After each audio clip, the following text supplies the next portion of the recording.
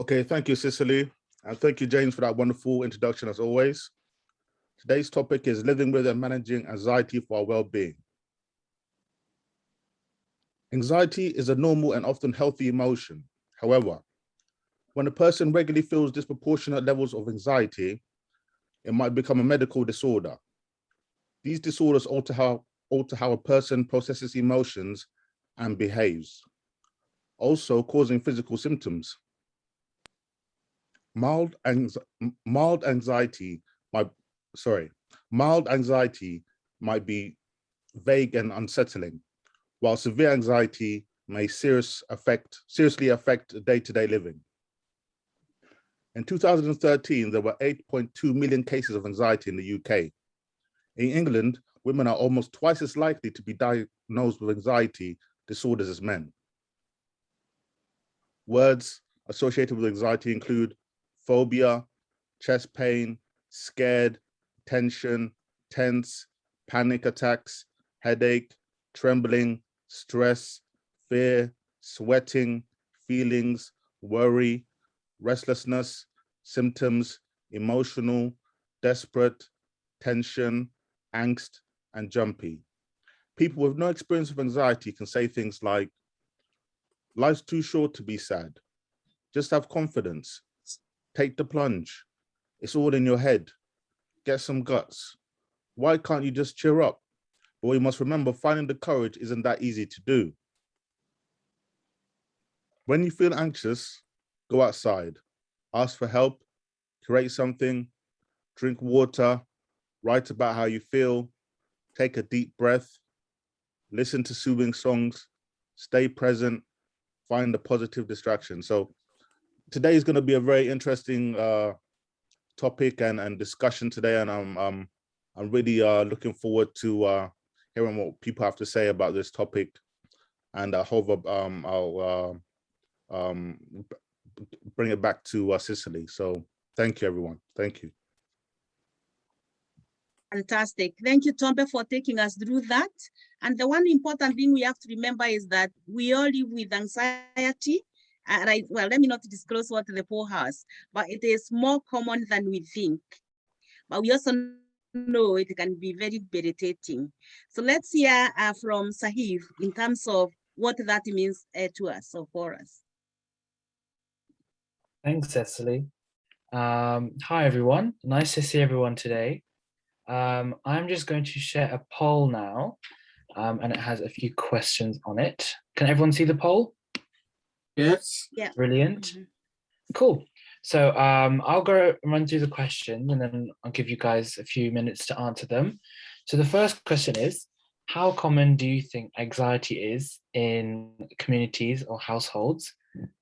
So the possible answers are that it's very common, not very common, or you're not sure. The second question is, do you think anxiety is an illness? So the answers for this one could be yes, no, or you're not sure. And the third question, finally, is who would you talk to about your concerns of being anxious? And the answers could be a GP, friend, family member, or nobody. I'll just give everyone a couple minutes to answer those questions.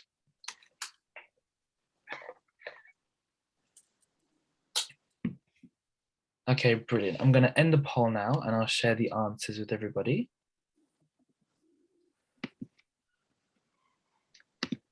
I think, can everyone see the results?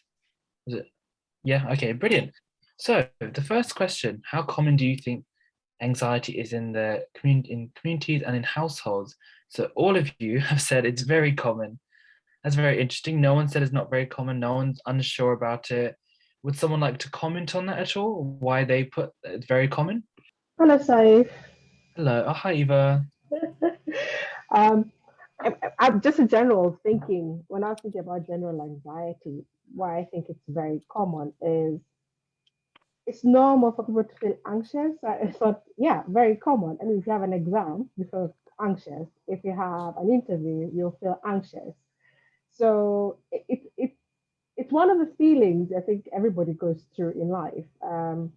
Just the way you'd feel, I think, love or hungry. So that's why I thought, very common in different situations. You'd feel anxious with different things. You're running late, you're feeling anxious. I'm sure some people might have that every morning, you know. So yeah, that was my thinking on that one. Brilliant. Thank you very much, Eva. I see Anne's got a hand up. Anne. Yeah, thank you. Yeah, I want to contribute to why I said that anxiety is common. Earth or life is hard, and we get ourselves with so many worries and concerns, and that's enough to kickstart anxieties in one way or the other. So none of us is immune, or none of us can say that we'll never get anxious at some point in life. Thank you. Thank you very much, Anne. And that's a great point as well. Yeah, there's so many different factors that kind of lead to it, that it's inevitable at some points. Thank you. Kevin, you've got your hand up as well. Yeah. Are you talking to me?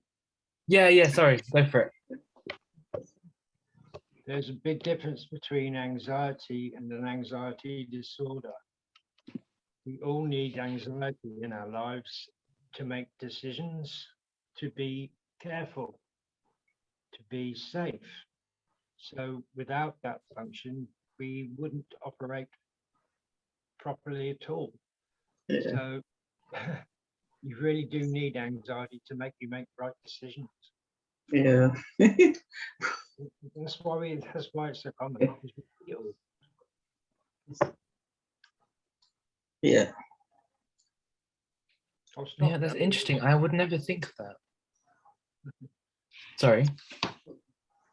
All right, I'll call a halt just there because I'm sure. Life. But yeah, I think that's quite interesting. I would never think that anxiety is something you necessarily need, or not need, but is essential to making decisions. I never really look at it from that perspective. So that's quite an interesting way to look at it. So thank you very much for sharing that. Does anyone else have anything to comment on what was just said, or any other point they'd like to raise themselves? I think I said it's very common because everyday activity has got some risk, and you're not sure whether you're going to achieve what you intend to do. So you become anxious. Sitting in your car and driving to Tesco, you don't know whether you get there, even though you've done that several times. If you think through, you become anxious. Unless you say, oh, let's go. Cooking or all sorts of activities, you've got some risk attached. And you can be anxious thinking about those things. Yeah. Yeah, even if you invite people for a meal, you're not sure whether what you cooking, they would like it or not. So you become anxious. So it's very common. Yeah. So, recently I had to do a revalidation and I was so anxious. I had sleepless nights and all that because, I wasn't sure whether my previous boss is going to, confirm me because I had retired.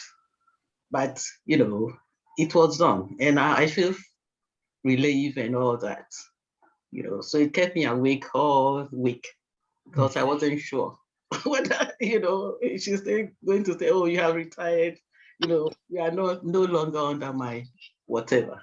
But it was done and I'm so pleased about that. Yes. So Brilliant. it's the fear of the unknown, really. We worry about the fear. Yes. Brilliant. And that the point you just raised there, Grace, is similar to what Kev just said about how that anxiety kind of caused you almost to like create like a backup plan in your mind in that situation. So if the worst was to happen, how would you prepare yourself for it? So that's a really great example. Thank you for sharing that. Does anyone else have anything to share? Otherwise, I'll move on to the second question. Cool. I'll move on to the second question. So the question was, do you think anxiety is an illness? So 60% of you said yes, it is an illness. 20% said no, and 20% said not sure. Gosh, this is a tricky one for me, actually. I think if I was to answer this question as well, I would probably say not sure, because I know that depression and anxiety kind of come hand in hand of sorts, and depression is an illness. So then where does anxiety fall? Is that also an illness, or is that a symptom of depression? So I would personally put not sure. Does anyone else have any thoughts on that? Saif, let me just look at how I can step in to give some information, perhaps to get a good understanding. When we look at anxiety from an illness perspective, you have categories of anxiety. We talk about all the phobias, for example, people who are anxious of getting involved in any social situation. That also is now an illness that can be diagnosed. And we also look at agoraphobia, people who can perhaps fear a crowd or those kind of things, height and all of those things. So you can look at that also as some illness that can be diagnosed and treated. If you look at the specific phobia, for example, people who can't stand spiders, snakes, and all of those things, these are all elements of anxiety. So if you break them down into those categories, they are actually illness that we treat in psychological intervention or with medication as well, and with meditation and all of those other available treatment we have. Even with exercise, walking, and all of those things, they can also help to solve some of these problems. But if we look at also what's been happening around us in the here and now, when we talk about the caveman, the way he or they behave in front of anxiety, they will either run away or fight. We don't have those kind of threats that the cavemen used to have. For example, tigers, and when they go hunting and all of those things. Today, our cyber tigers are right here in our houses. They're in our environment. They are at our workplace. They are within our relationship. So those are the things that can cause us anxiety, to a point that sometimes it becomes like an illness. So the reason why it's a little bit confusing for a lot of people is because of what Kevin said, that anxiety can begin to tell you that something needs to happen. There's something wrong somewhere, somehow, but you can't really pinpoint it. So you begin to feel a bit anxious about it. So that's simple anxiety. It can be positive if you can relate to that anxiety, if you can respond to the trigger, to what the anxiety is telling you to focus on. For example, you haven't paid your bills. Maybe your daughter is going back to school, you haven't prepared. Maybe you have a friend who you're not talking together. You have somebody who is not responding to you. You have an illness that you don't understand and it's not being diagnosed properly. So all of those little triggers can tell us that something needs to happen. So that's the simple anxiety somehow. But when it becomes difficult, begin to impact on your life, that's where it begins to cross the boundary into an illness that need to be diagnosed or need to be treated. And there are a range of treatment pattern or programs that are available to us. It's not just like running away as the cavemen used to do. We can actually confront some of those fears. Look at it. What is it? What is it about? Can we talk about it rather than avoid it? So that's all I want to add to help us get good understanding of what anxiety is. There were a lot of research done or surveys, and one came out that half of all our GPs do suffer from stress. So that's just for you to know how difficult it is. And also people who work in the mental health services or NHS also do suffer from work-related stress. And that is also common in other areas as well. The banking system, the politicians, you name it. So stress is really quite common. Anxiety can be a bit simple, but we need to be able to understand how it's affecting us. When do we begin to seek help? Thank you very much, James. Thank you very much for sharing all of that. I think that's really, really important what you shared, and it's helped me as well to understand a bit more about it. I noticed that Kev put in the chat fight, flight, or freeze, which is quite similar to what you were talking about. Would you like to expand a bit more on the phrase and anything about that, Kev? Wait, are you asking Kevin or me? Kev, he wrote it in the chat. Okay. I was wondering if he had anything to add to what you said or anything. only that you'll see examples of all behaviors in the animal kingdom. You fight when you're cornered, you've got nowhere to go. You run if you got the option. But you will also find animals that just either play dead or just freeze on the spot and use camouflage, use background to look like they're immobile or dead. And we adopt the same sort of thing in our lives. In a situation where somebody asks you a question, say, you don't know the answer, oh, panic. Oh, I can't get out. You'll react with, I'm sorry, I didn't quite catch that. Could you repeat it again for me, please? It gives you a bit more time to freeze on the spot, stop, and think about the answer while it's being asked again. Gives you a bit more time to give yourself time to be calm and escape the situation with extra thought and space. Brilliant. Yeah, thank you for sharing that. I think it's quite a nice analogy to kind of comprehend how we react to situations like that, the fight, flight, or freeze. So thank you for sharing. I think, Annette, do you have your hand up? Would you like to share something? Yeah. No, it's just a question, really. Do you think anxiety is an illness?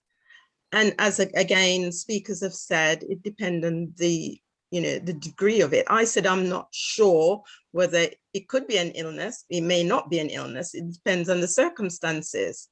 So for instance, someone used the analogy of if you're running late, you would feel anxious. Oh, I'm late. I don't want to be late for this meeting. I'm stuck in traffic. Is that an illness? I don't think so. That's a part of what happens.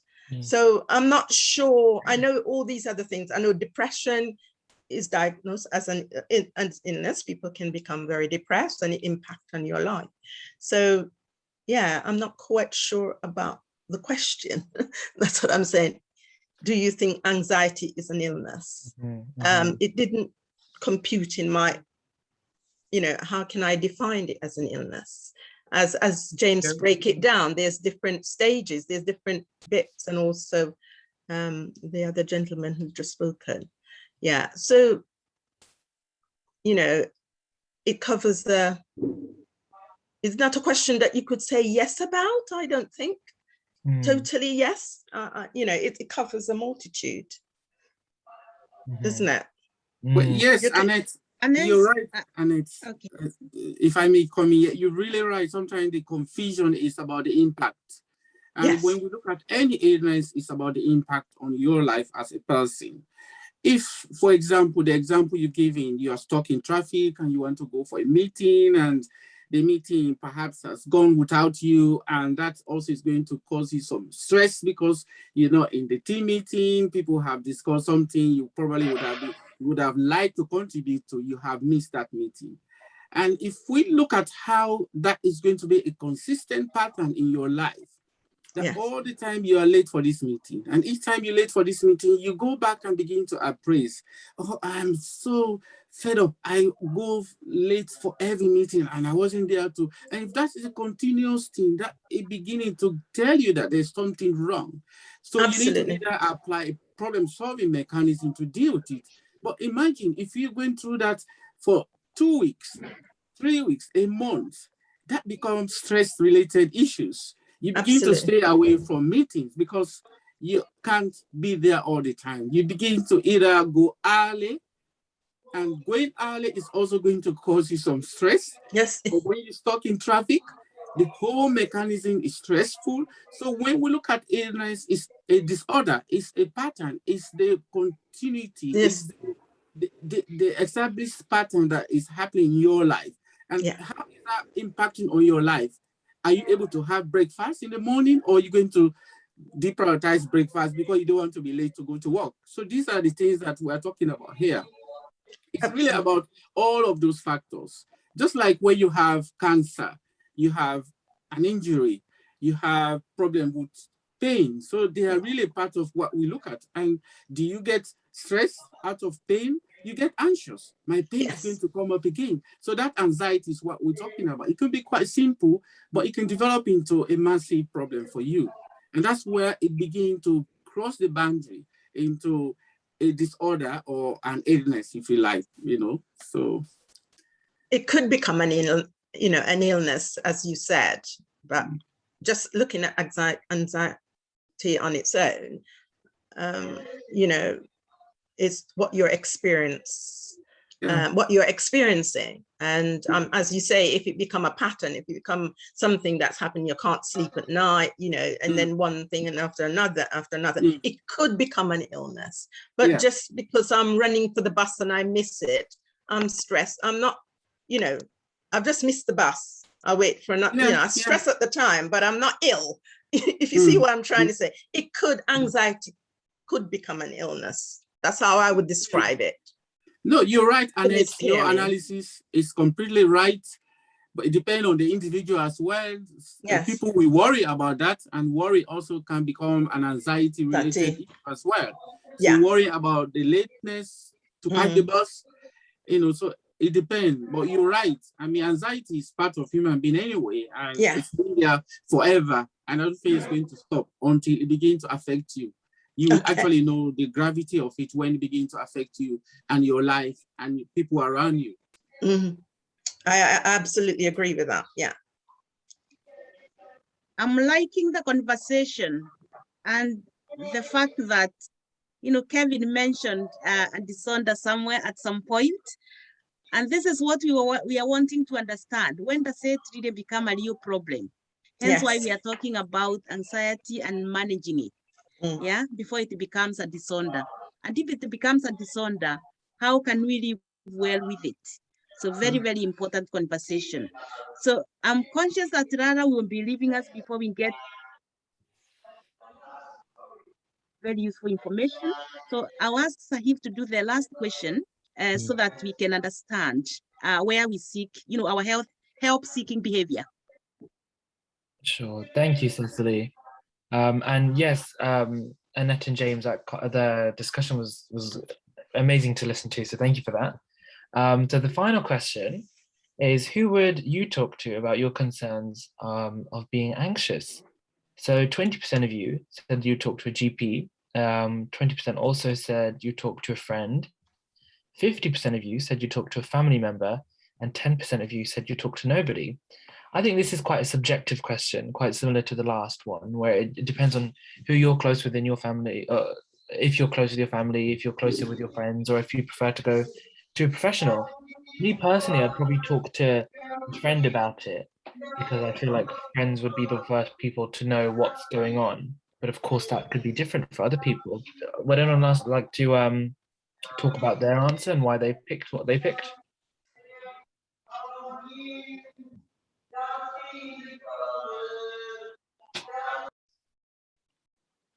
Thanks, Rachel.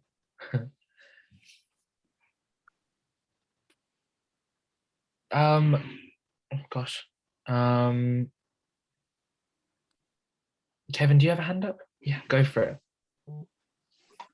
Yeah, as nobody else has started. I chose friend because with family, it's personal, because you have a relationship with them constantly, whether it's good or bad. Choosing a friend, they will empathize and understand you, where you're coming from, and know a bit about your history, but they are removed from immediate emotional response. They also are removed from embarrassment, shame, guilt, family ties to agree with, say, a family philosophy. You must not talk about this rule. You must not say this in front of this rule. You must not bring up this subject. Those sort of boundaries exist in some families, and that can make a situation where you can't talk about it because the subject just isn't on the table to talk about. So going to a friend and speaking openly about it, you get a removed response from the family situation and a more objective response. And if it's a true friend, you'll get a true answer. Open the floor. Lara? Hello. I think like with the previous question, it depends on the level of anxiety that you might be dealing with. So if I was feeling anxious about general daily life things, for me, it would be friends or family. But, you know, I am quite an anxious person. And, you know, when that gets on top of me and I feel like I can't control my own anxiety and my coping mechanisms don't work, that's when I would think about talking to a GP or talking therapies or going to someone who can give me new tips and ideas. And I guess that's where the difference is for me, is when I feel like it's something that I can talk through and control, then I can just go to somebody I know. But I guess if it feels like it's on, you know, if it feels like it's on top of you, that's where it changes. So it depends again on the type of anxiety that it is. Definitely. Thank you for sharing that, Lara. I think, as you say, it's dependent on the type. And as Cecily said earlier, this meeting's about kind of being aware of anxiety and preventing it from developing into an illness further down the line. I think that's really important to recognize which different parties to talk to at certain stages, like you say, like when it's gotten a lot more serious, then going to the GP or going to someone more serious, because it kind of matches the intensity of the anxiety, which I think is really important. So thank you for sharing that. Does anyone else have anything to share? Well, just to add to what has already been said, Saif, it's also important to understand who you are. Some of us, the anxiety, for example, to whom I say I'm an anxious person, maybe is rooted in what we call perfectionism. Because if you grow up that everything you have to do need to be right, and if that's what you gain from maybe your first caregivers, parents, for example, and there's always a rule to follow, there's a guideline to follow, there's something to be done, it needs to be done this way, and if you need to go to work, there's a certain bus to catch, and there's a certain way to do stuff. People have all of those different behaviors, and they're perfectly okay. But it's only when it becomes a difficult thing for you to achieve. For example, everything I do, I need to do it perfectly. The day you don't do it perfectly, it's going to escalate your worry or your anxiety because you haven't done it perfectly. So it's really important also to look at that other dimension in our lives as well. I'm not suggesting go change anything, but it's about, is it really affecting me? You know, my anxiety, is it causing any problem? Lara said, for me, I'm an anxious person. It doesn't matter. I can check with my family. But there are a lot of people who anxiety can be a disabling mechanism in their lives. They wake up anxious. They go to bed anxious. And for them, they don't have any time even to relax. And imagine if in that state, it becomes very difficult for you to even manage your daily activities that we're talking about. So it's really important to have all of those measures. And when Kevin was saying sometimes it depends on who to talk to, most of the time for us, from our own background, me as a Black man, it's about how do I approach, how do I communicate my difficulties? Sometimes we don't even know how we can name anxiety in my own tribe. What is it? What does it mean? You know, so it's really important to begin to understand that before you can approach somebody. If I went to somebody like you, Saif, and say I'm this, it's like, what will you do about it? It's also about how that friend is going to react or respond. That response will be better, but reaction to it may be even magnifying the problem. So you begin to even feel more anxious for telling him or her, or imposing on him, or putting your problem on him. So we have all of those little factors. So it's really important to know when it's becoming difficult for you and you can't get much from a friend or a family. Maybe it's high time to perhaps approach somebody who is a professional who might be able to actually understand and discuss the issues with you. They might actually say, maybe you just need to go and delegate the job you do all the time so that you don't do it alone. Because when you wake up, I have to wash up, I have to do this, I have to clean the house and there's nobody helping you. That also can cause anxiety to a lot of people, because that alone can make you feel like you're running late to go to work. So it's really about looking at all of the above, and yeah, communication, conversation is important. And for us who we listen, it's about compassion, really. And also listening. You don't need to say anything, just listen to somebody to offload is important, and give them hope, tell them what perhaps is right for them to do. Brilliant. Thank you very much, James, for sharing that. I see Esther has a hand up. Esther? Yeah, thank you so much. Actually, James has just covered most of the things that I was going to talk about, but just to add one more thing, it depends on the experience that you've had in the past, for example, because anxiety just comes and then goes, and then it comes and it goes. And sometimes maybe you've had some good experiences sharing your anxiety with close friends, and they've given you a listening ear without judging you. And so when it happens again, because of that good past experience, you will be inclined to kind of contact your friends and see if they can be able to help you out. And so I wanted to talk about one is the experience that you've had without being judged, because sometimes you're anxious and you think, who am I going to, who can I talk to? And you become so worried of how people are going to judge you, because as James talked, we come from different cultural backgrounds, and depending what is causing you anxiety, you think that maybe people are going to label you, and people are going to judge you, and people are going to make all sorts of noise because you've just shared.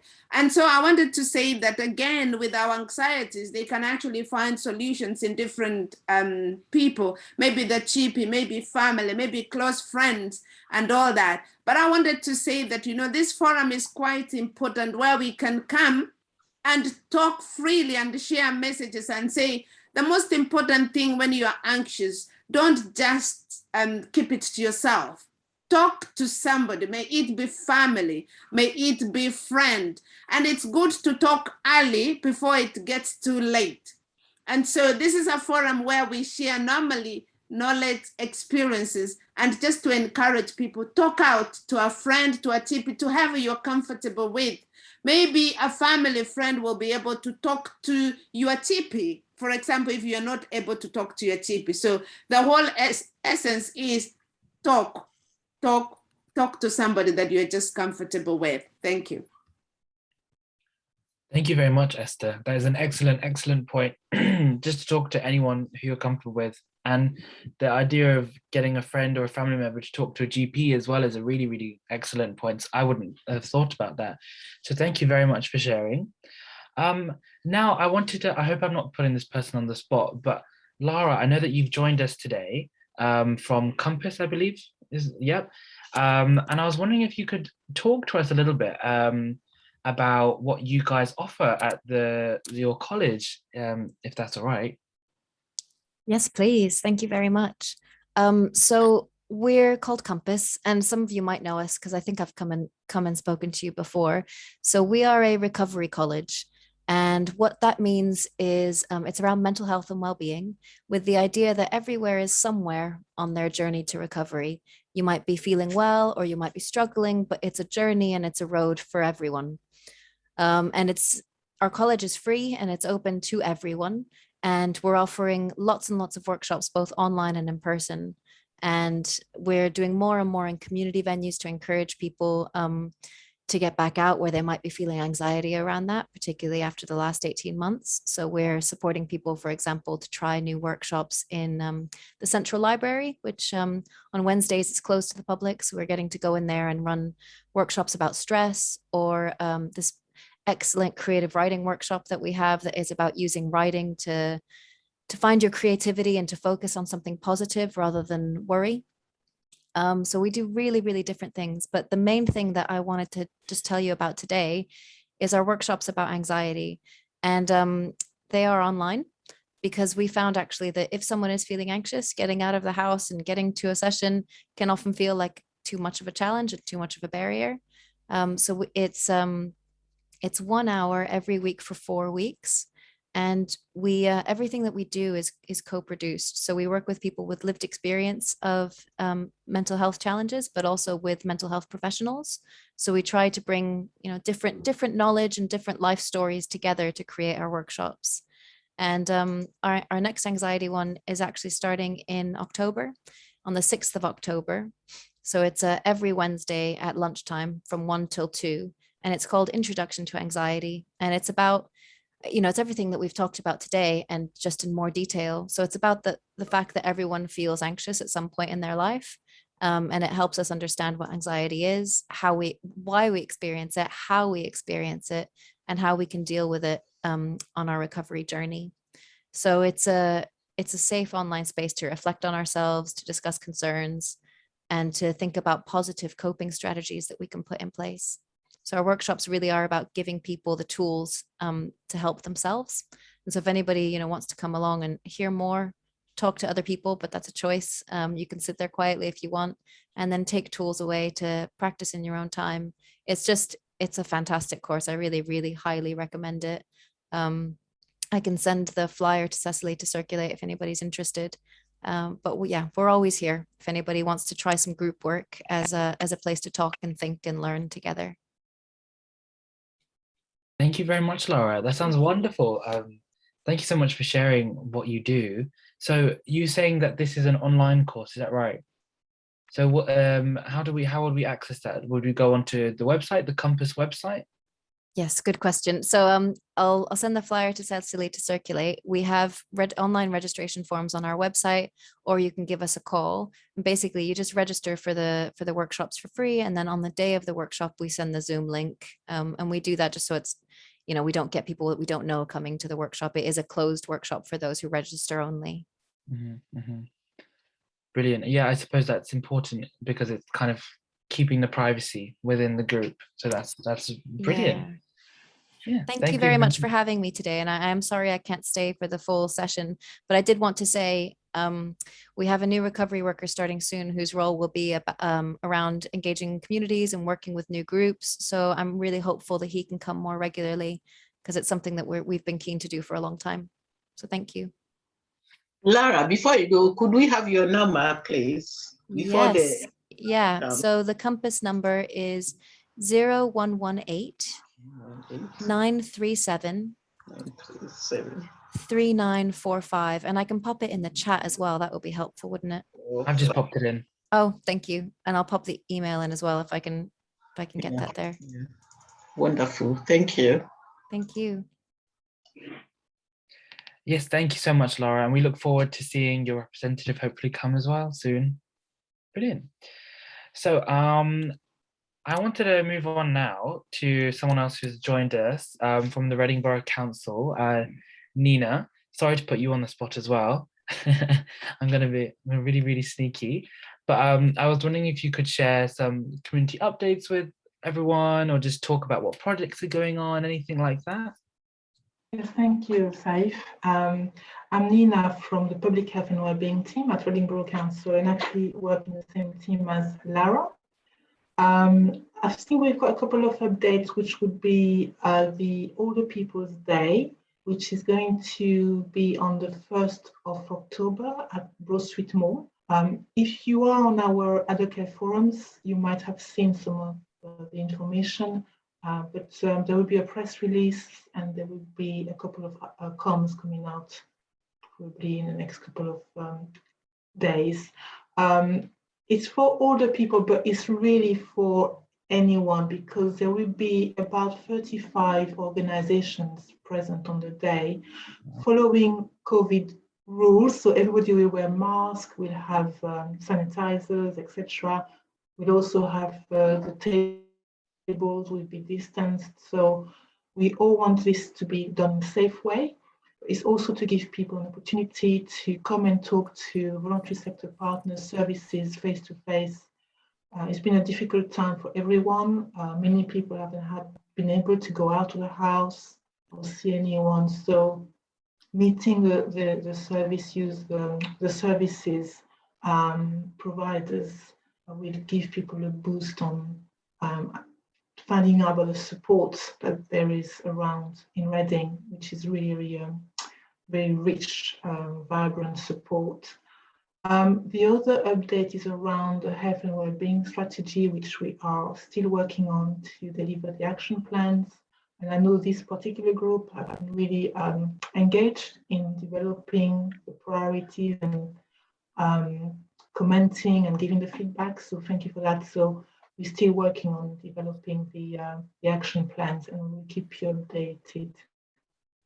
Thanks, Faye. Thank you very much, Nina. I was going to ask, the event that's going to happen in Broad Street Mall, what's the date that's happening? So it's Friday the 10th, so it's next Friday, I believe. And it starts at 10 a.m. Thanks for that, yeah, I should have said. At 10 a.m. to 3 p.m. And what I'll do, I'll put some links in the chat with the flyer, the program, and the link about the information page. So if you want to share on your platforms, that would be great. Open to the public. We will follow COVID guidance safety because we want it to be safe. But the planning group felt it was a good opportunity in terms of helping people meet others in a safe environment, but also finding out what support they can access locally.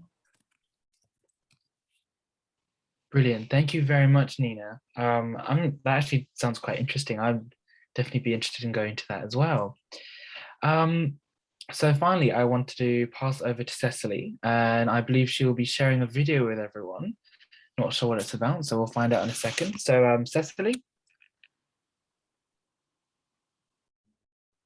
Yes, I will share a video clip. I really hope the internet is going to work this time. But let me try to share it so that we can all have a more conversation on this. Whilst the video is loading, I just wanted to say to everyone, thank you for sharing your thoughts on everything. I think it's a really wonderful thing when everyone is able to discuss so freely and openly about their opinions. So I just wanted to say thanks.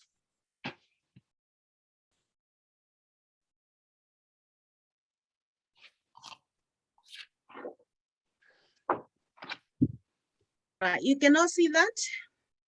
Yes. Good. Okay, we'll start playing it. Okay, the biggest thing I want to tell you is that it's okay to struggle. For anyone who is out there struggling, know that you're not alone. There's other people going through what you're going through too. Being good to yourself. I think sometimes people don't give themselves permission to honor themselves and be good to themselves. What you feel is real, and it matters.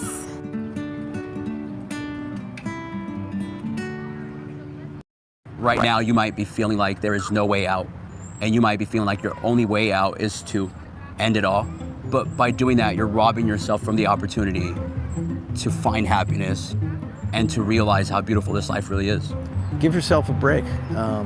Take some time off, even if it's just for a day on the weekend or something. Be patient with yourself.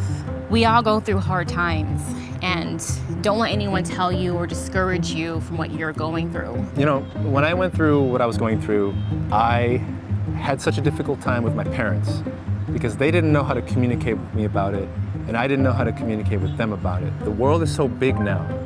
The internet is there. There are resources. You just have to know what the right questions are to ask and figure out how to find the people that are going through the same things as you. Get off the couch. Just like get off the couch. I know it's so easy to sink into it when you're feeling crummy. Force yourself on a walk. Make sure you're moving your body.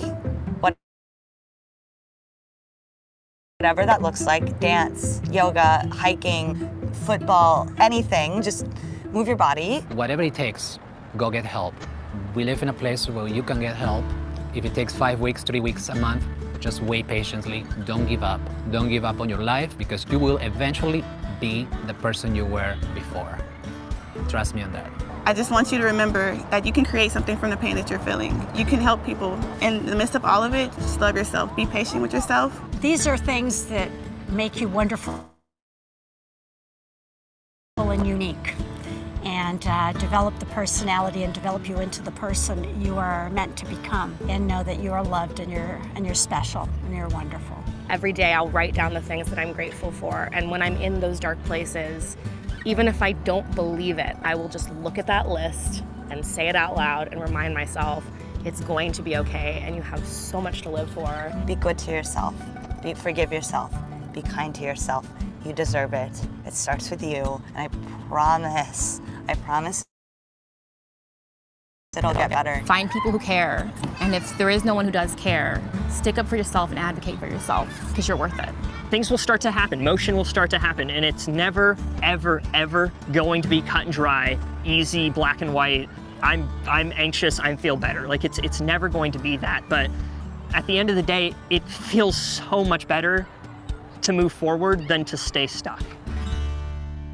Over to you, back to you, Sahif, on the thoughts on that from everybody. Thank you, Cecily. That was a great video, by the way. Thank you for sharing that. I quite enjoyed that. So does anyone have any thoughts on the video? Yeah, very good. I think it's very good video. And you know, what's stuck in my mind is better to move forward. You know, however little than get stuck. Mm-hmm.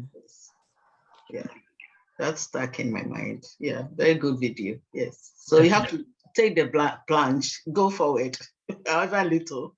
Mm-hmm. It's Mm-hmm. better. It will, you know, make you feel good than being stuck in, you know, the rat, your own place. Yeah. Yes, I think so. Yeah. And also writing little things you are grateful for every day. Mm-hmm. You know, you look back and you say, oh, I've achieved something today, you know, and being grateful uplifts you, you know, it makes you do relax. Yes. Definitely. I think that's a really, really important thing. It's about the small things, isn't it? Yeah. That really lead to the bigger things. Yeah. I think lovely video. Brilliant. I think the thing that really stuck with me was the when one of the ladies was saying just to get out of bed, like even if it's really, really hard to, because that's one of my big things. When I'm feeling particularly down, I just feel like I'm stuck, I'm glued to my bed and I can't move at all. And there's always like when it's, you know, my friends or my mum, for example, coming in telling me to get out, there's always has to be a rational reasoning. It's never like just do it, just go for it. Like there's no thinking involved. It's just like just do it and then see what happens afterwards. Like it will kind of snowball into a positive thing. But I suppose at the time when you're stuck in bed, well, for me anyway, I never really think that it is. So it's maybe I should do what she says and just not think and just do. I think that's a really important takeaway from it. Yeah. Yeah, just to come in on that side, yeah, totally. I just like the fact that even Grace echoed, keep moving, just do something. There's something I was reading about. I also struggle to get out of bed sometimes. It's like it's not the easiest thing, but there's a speaker, Mel Gibbons, who talks about the 5-second rule. And literally, when you're about to make any decision, your mind tricks you or gives you excuses of why you shouldn't do it. So she came up with this thing of like a rocket launch, and literally it's like 5, 4, 3, 2, 1, and up, and you go, you know. So that has helped me because I know if I lay here, I'm gonna be, oh, it's too cold, or maybe I need to do this, or I need to do that. So I think that has helped me in even just things that I feel, oh, I'm a bit scared or a bit like, I'm like, okay, 5, 4, 3, 2, 1, and then, you know, it's that works for me, and it's helped me like, okay, what's the worst thing that's going to happen? You know, at the end of the day, okay, fail, try again. Let's do the 5, 4, 3, 2, 1. But yeah, I like the video just saying, hey, your life is worth, and you're a treasure to this earth. So yeah, thanks. Oh, thank you, Eve, for sharing that. That was really lovely. I might try that as well, the 5, 4, 3, 2, 1, see if that works as well. It seems like it's quite effective. Yeah, and definitely check up her podcast as well. I'll send you the details. But yeah. Oh yeah, brilliant. That'd be great. Thank you. Kevin, do you have your hand up? Yeah. A couple of things. I'll try and end on a slightly amusing note. Still in all seriousness, but it will be. Couple of things. You can't generalize about people's situations. Getting up out of bed is a problem unless you're living on the street, and then getting up out of bed isn't a problem because it's cold down there and there's people walking past, and you haven't got a bed to get out of anyway, just a bit of floor. So that's just a generalization. Everybody's circumstances are different and will have different levels and different types of anxiety giving situations. Given that none of us in this place is probably not living on the streets, we have to worry about getting up out of bed. So I'll tell you a story about when I was doing my paid working life. I was a delivery driver, and I'd have to get up at 4 o'clock in the morning every day. I was married at the time. To stop the anxiety, and as a little trick to myself, I always set 2 alarm clocks, one for the side of the bed and the other one, a really loud one, on the other side of the room. So that when they went off, I knew that the one by the side of the bed would probably wake me up, but I also knew that within a minute, the very loud one was going to go off on the other side of the room. And if that woke up, and it woke my wife up at the time, I would get it in the neck, waking her up out of a perfectly good sleep. So that would get me up out of bed to turn off the other clock. Oh, well, I'm up now, might as well get on with it. It took away the anxiety situation. On a last note, what we're talking about here with trying to alleviate our anxiety are sticking plasters, operations, things that we do to address it when it might happen or does happen. We have to start changing our thinking and getting this stuff into children's heads at a very early age. Make it natural part of their conversation so they understand different life situations, different influences, different things that will happen to them. Get used to the words that we're talking about. And it's not a case of frightening them to death by scare stories. It's letting them know in a classroom situation with a controlled teacher, telling them about why this feeling happens, why this happens because of that. Just getting used to understanding mental health, the fact that it's different for everybody and it affects us all differently. If we can get this into the minds of children so they are aware and prepared for situations and know how to deal with them should they occur later in life, then we won't need so many sticking plasters anymore. Let's work to educate our children. And when you know more than me, I'm listening to what you've been taught, because I unfortunately didn't get taught it. So teach me, listen to the children. There you go.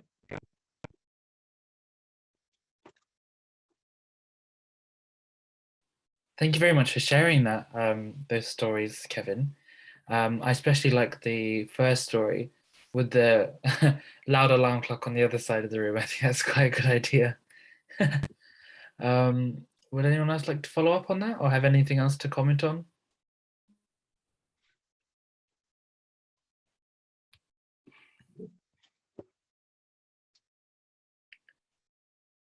Well, I didn't get all that Kevin said. He was so quiet, So if he could, I heard the alarm clock one. I didn't hear the other bit. So if you can, repeat that, then I'll be able to comment. Kevin, can you speak loudly, please, if you don't mind? I didn't hear everything. I heard the alarm clock and I heard, but the others, I didn't get it. So is he able, Saeed, can you repeat what he said and the other stuff? Okay, can you hear me louder now? Yeah, it's better. Right, okay, this is my stage voice now. So now you're getting the acting, Kevin. So the bit I finished up on was about us putting sticking plasters on problems that exist at the moment. We should go back and start from the beginning. Prevention is better than cure. If we teach our children about mental health problems, mental health situations, the fact that everybody's different, and we should allow for that, teach the children in a controlled situation with a teacher about mental health first aid, in the same way that we teach physical first aid. Get it in the same agenda.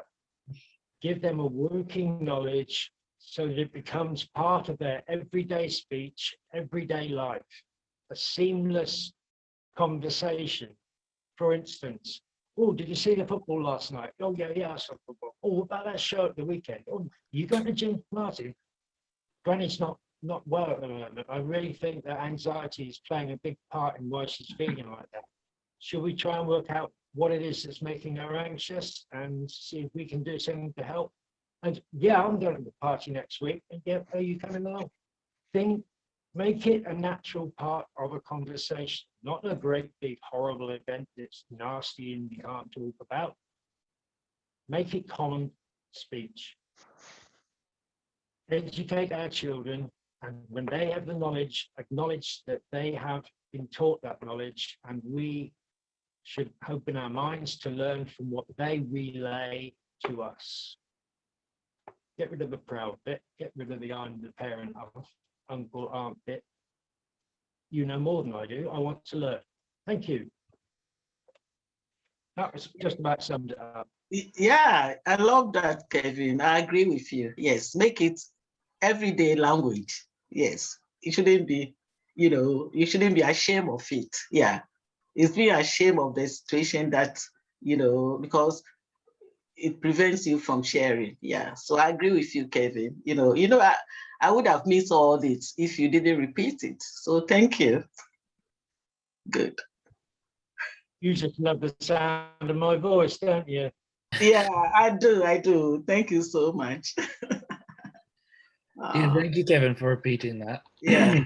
I think that is a wonderful thing. It would be so great if it was just taught casually in school. Like when I was in school, we didn't talk about mental health at all. So if it was done in the same way that you're talking about, like talking about football, things like that, I think that'd be so good. And it would just, conversations like these wouldn't have to be like, not a one-off, but like it's like a specific topic we have to talk about. We have people that are coming to us saying, let's talk about anxiety, for us to talk about anxiety. Do you know what I mean? But your solution is wonderful, I think, and would be such a good implementation into school and help everyone's mental health overall, which is brilliant. But yes, would anyone else like to comment on that at all? Oh yes, I see a hand up, Mary. It's something different, but I really appreciate everything that is being said. It's almost related to all of us, or most of us. What I want to say sometimes is the anxiety that is brought to you by somebody else, that it will keep you worrying. It's not something that you're worried about. It's like, I will just give you something happened to me yesterday. I had a good day this morning until afternoon. And then I had a phone call from the pharmacy. And this lady, the pharmacist said, because I had a delivery a week last Monday, and she said that you had your medication delivered on Monday. Is there anybody's medication in your medication? I said, no, because I always check my medicine before I take it. I'll read the side effect, especially, and all that. And I'm a person that don't like medication, actually. So And I say, why are you asking me? And she say, no, I just want to know. That's what I want to know. And she put off the phone. So this really worries me since yesterday until today. Today is the level has dropped. I don't worry so much because I need to call them back to find out whether they find it or why particularly she called me that maybe it's in my medication. It's been over a week. Will I really, this is how I feel, that like to think that I'm gonna steal medication on somebody's name. It's just that worried. Is it my different name that sounds like I'm a thief, or medication now something else, in his head? And it worries me a lot. And I'm a positive person always. But yesterday I wasn't positive really. So I don't know. That experience is still bothering me. Yeah. Thank you.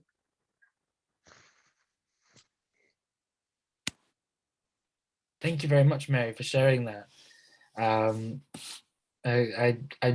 not surprised that it is still bothering you, to be honest. Would anyone else like to? We've got Diane. Would you like to share something? I think you're on mute, Diane. I just wanted to ask a question. Can we as anxious parents pass on that anxiety to our children? Excellent question. Would anyone like to answer? Yes, Saif, there are a lot of evidence to suggest that it can be passed on to your children if they are actually experiencing you expressing the anxiety.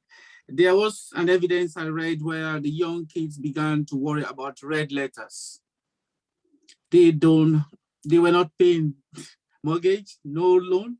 They never had loan, but because red letters were coming through, parents were worried about it, talking about it, close to them. They began to worry about those letters. We don't know where the genetic issues are, but I think it's the environmental impact on the kids. Because if mom is worried all the time when the kids are around, even when they're driving, running late, and all of those things, they begin to worry about certain things. And if they also have been given some responsibility, they have not been able to complete it, that worry also can begin to express in those young kids. So when they grow up and then suddenly they begin to pay loans and mortgages and begin to rush to school and everything, that worry can also begin to be more prevalent in their life. So there's a possibility that if young kids are growing up, it's really around the psychology around environmental, when they talk about attachment theories and all of those things, because the kids are seeing you doing it, they begin to mimic it. And most of us, maybe even in your life, if you look at how your own development went through, you probably might be doing some of the things that your parents used to do, the values they used to have, things that they used to talk about, things that they used to really look for.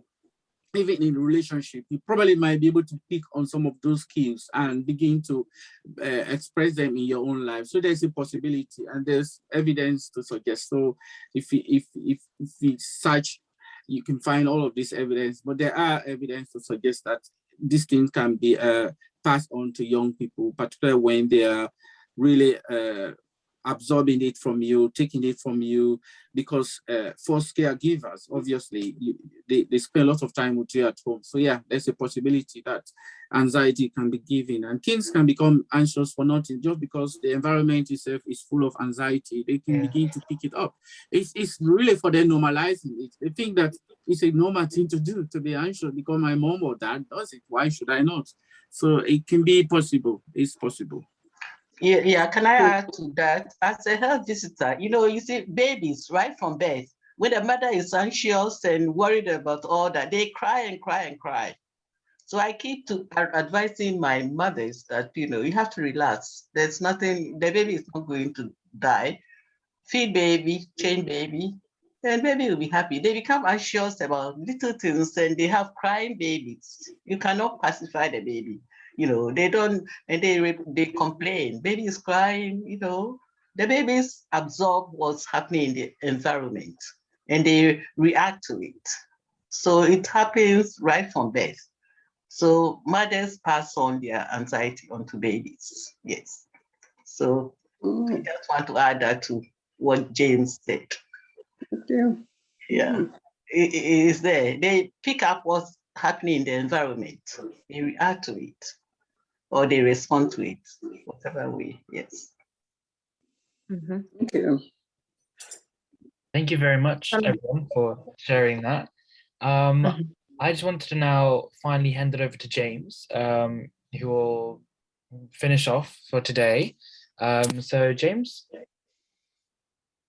Thank you so much, Saif, and thank you so much, everybody. It's been another fantastic call for all of us, and I think the willingness to share your own experiences and also the willingness to allow other people to be educated from your own experience has been remarkable. And I think it's good for us to bear that in mind, that we are very much connected in this community that we have developed over the years. Just want to look at three elements in our lives. We talk about the drive, we talk about the threat, we talk about soothing, where you probably have to soothe yourself or to look after yourself. So we'll be looking at that today, and from a very superficial aspect. I don't want to go into any detail because this is not teaching, this is us learning from each other. So I have in front of me, I have my own colors. The blue color really is for drive. I think drive is what can motivate us to do stuff, to achieve. And sometimes we get rewards from that achievement. And that reward can make us feel excited and really happy about it. So we have constant drive. For example, you achieve at work, that will drive you to do more. You achieve in the community, this with more drive to do more, and all of those things. And sometimes the excitement or the effect of your drive can also be represented in stimulants. For example, coffee can also make you become a bit excited and be energized, or other food stuff. So it's just for us to bear that in mind. And what the body can produce is dopamine. And if you look at young people, when they receive messages from their friends, it will brighten up their faces because the dopamine surge. I'm connected, my friends like me. The day they don't receive any message from them, you can see their face dropping as if something has happened to them. So these are some of the things I want us to look at in our own lives as well. What can make your own drive become more than what you can actually handle? I'm not saying to have a drive is bad, but it's about too much of it can also cause a lot of problems. So the next thing really is threats. And threats can protect us by preparing us to run away from danger. And it could be physical threats. It could be threats from any danger. It could also be any illnesses that we have that can also cause us some problems. So it's really important to bear all of those things in mind. And with threats, there's this saying, they say, better safe than sorry. So some of us, we go into that threat mood. We avoid engaging because the threat is too much for us. We avoid talking about it because we think the outcome might be really terrible for us. So we tend to keep that in us. And again, we are looking at how that might be done. And some of the things that can actually mimic it might be also things that we use in our life to help us beat the threat down. And the body produces what we call adrenaline, because that threat to run, the energy to run away, you have to have that adrenaline surge. And things that can mimic it actually might be just drugs, and alcohol can also help us to pacify us, and things like that can also cause us problems. So that's the reason why it's important to bear in mind that all of these things are good. It's good to understand your threats, but also to be able to accept and assess the dangers, the risk before you can actually begin to run away. Because otherwise, what are you running away from if you don't know what the threat is? So that's really important for us, because these are all the sources of anxiety and worry that we've been talking about the whole of this afternoon. And the final thing really I want us to look at is soothing, when you comfort yourself.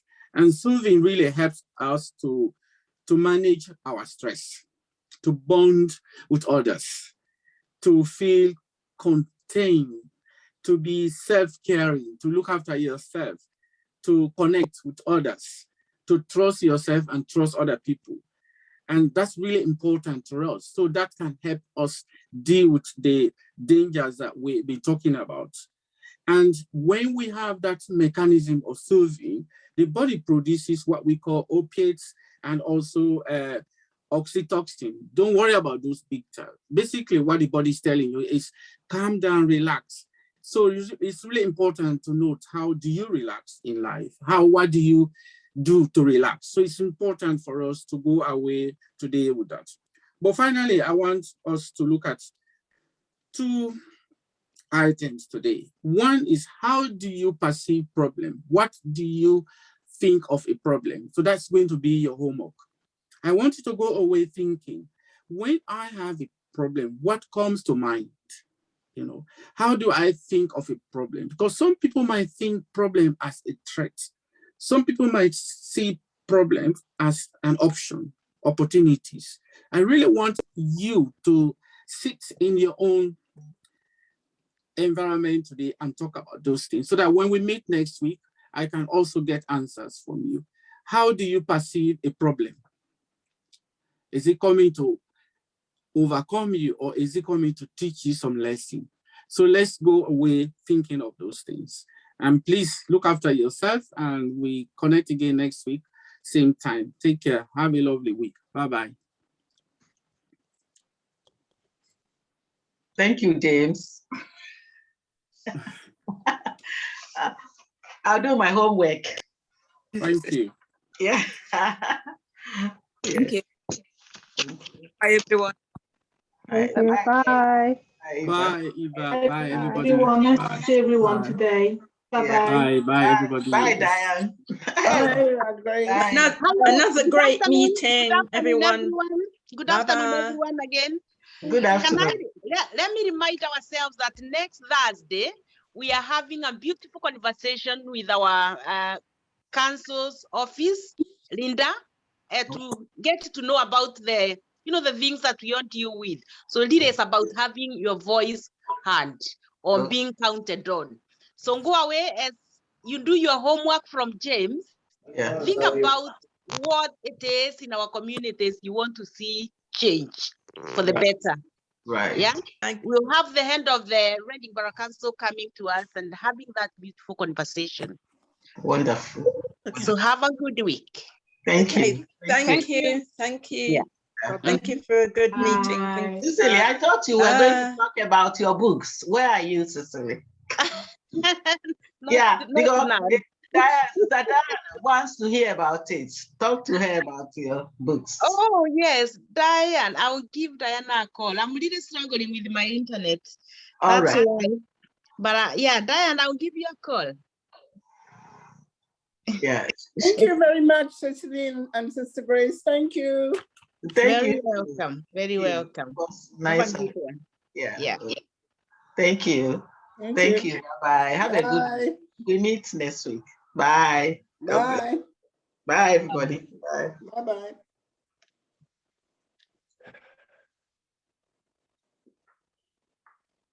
Oh, people keep interrupting me and I can't do this.